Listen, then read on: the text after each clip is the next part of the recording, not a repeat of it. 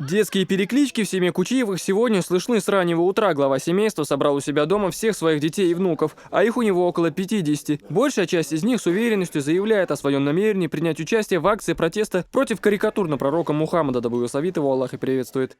Это добровольный акт, как я сказал. Мы одна семья, все и молодые у нас, с 15, 14, 13-летние даже наши внуки, наши племянники.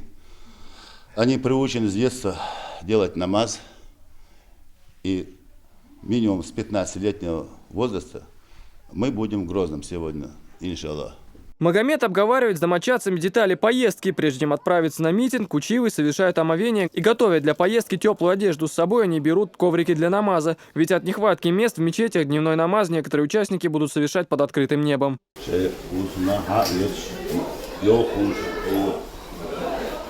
Желающих выразить свою любовь к пророку Мухаммаду, да благословит его Аллах и приветствует, оказалось так много, что мест на всех в общественном транспорте не хватило. Поэтому республиканские власти для разгрузки дорог выделили несколько железнодорожных составов. Посадка прошла и на вокзале в Гудермесе. Для многих участников акции это стало большой поддержкой.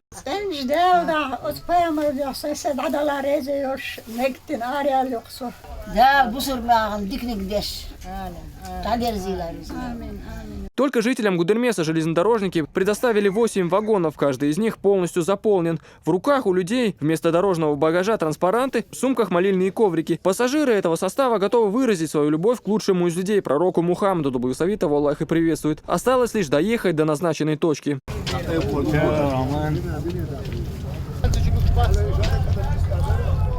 Уже после высадки участники с Гудермеса прямым ходом направились в центр города, к мечети сердца Чечни. Асан Альбукаев, Муса Стамиров. Новости.